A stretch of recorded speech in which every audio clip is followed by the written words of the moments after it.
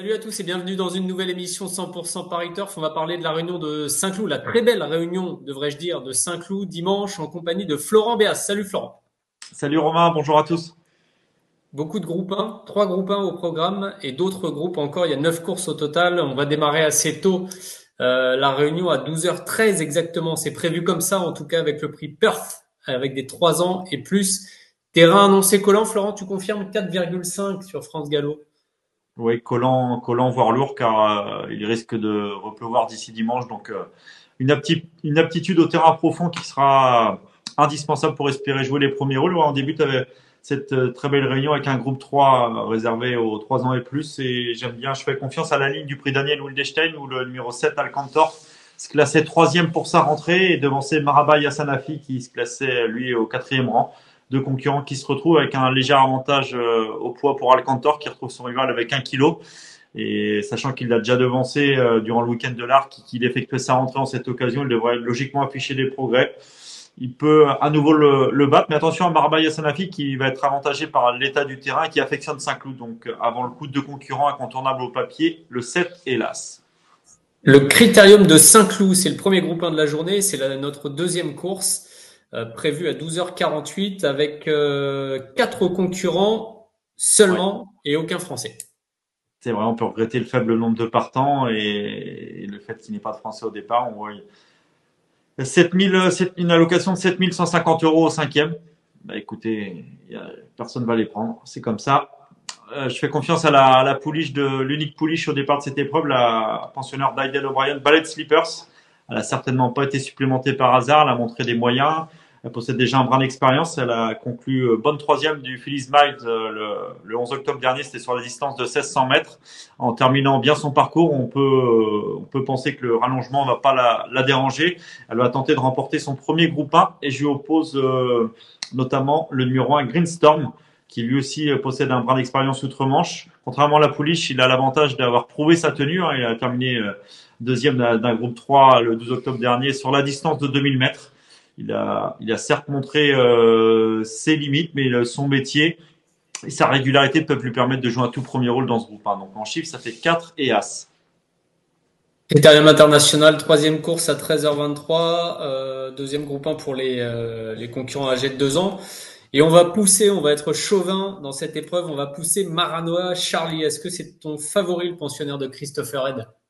Oui, oui, c'est difficile d'aller contre. Il a fait forte impression à 3 reprises, un poulain d'un bon modèle. Et il y a peut-être un petit bémol. Après, on va toujours chercher parfois la petite bête, mais c'est un cheval qui peut se montrer brillant. Il l'a prouvé lors de ses 2 dernières sorties victorieuses.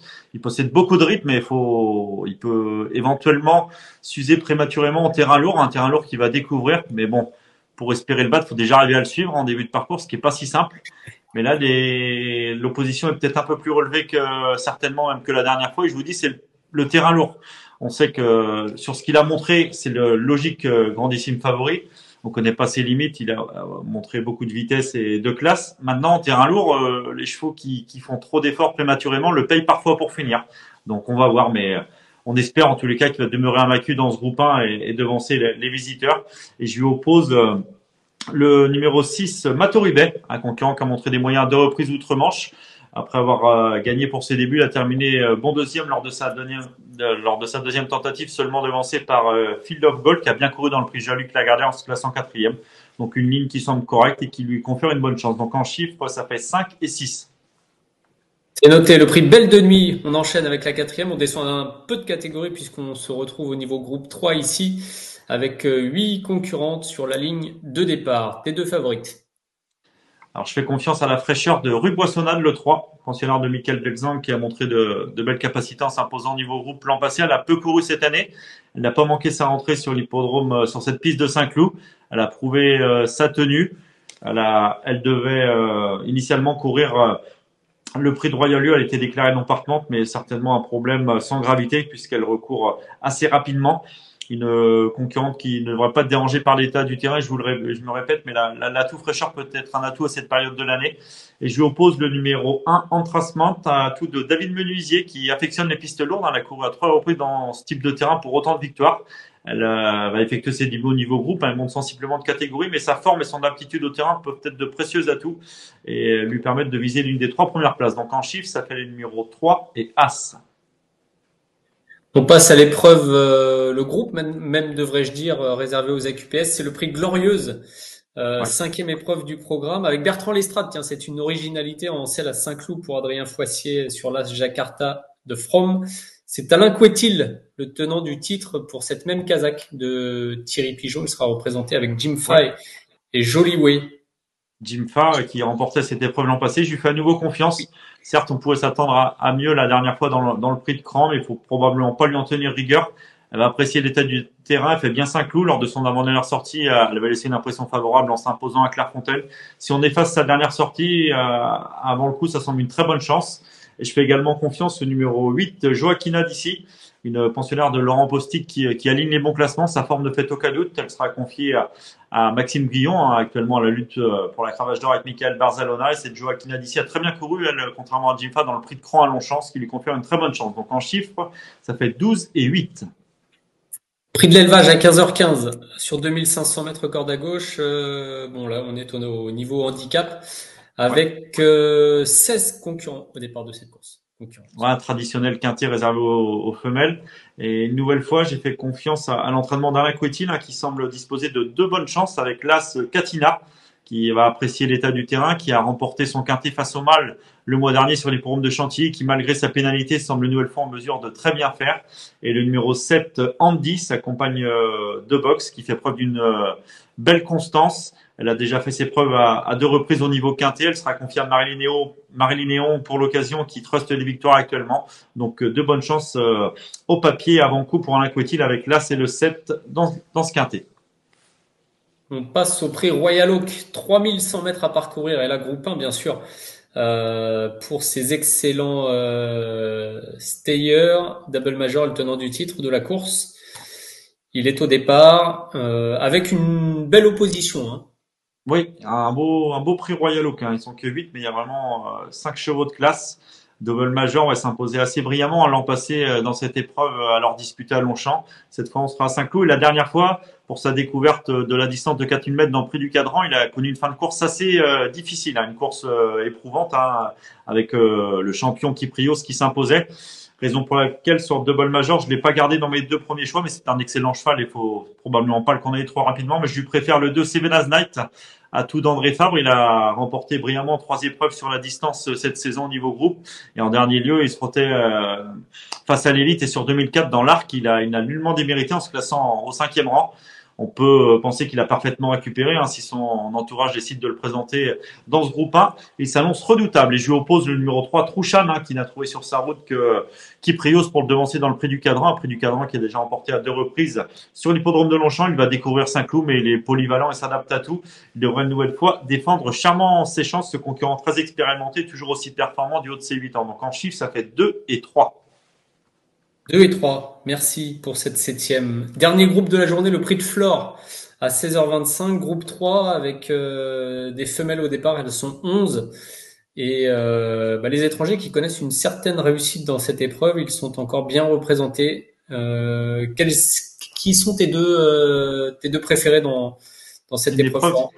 C'est une épreuve qui me semble assez ouverte. Elles sont plusieurs à pouvoir viser la plus haute marge du podium. Là, je suis resté côté français avec le 1, Une Perle. Tout comme tout à l'heure, rue Boissonnade, il y a l'atout fraîcheur pour cette concurrente qui n'a plus été revue depuis sa 3e place dans le Grand Prix de Vichy, seulement devancée où elle terminait non loin de Trafalgar Square, qui a confirmé depuis en s'imposant à Deauville avant de terminer 2e du Prix Chautenay durant le week-end de l'Arc.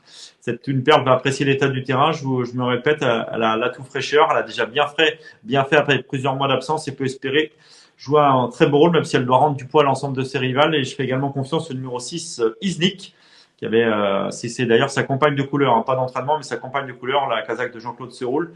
Cette Iznik avait remporté sa listode au cours du printemps au Lion d'Angers. Depuis, elle a très bien couru à 2 reprises, que ce soit à Chantilly, puis dans le prix de Pomone à Deauville, où elle terminait 4e tout en concluant non loin des 3 premières. Elle aussi a dû être gardée pour ce groupe réservé aux uniques femelles et peut espérer bien faire. Donc en chiffres, ça fait As et 6. Et on termine la réunion avec le prix des Haras, un handicap divisé sur la distance de 2500 mètres.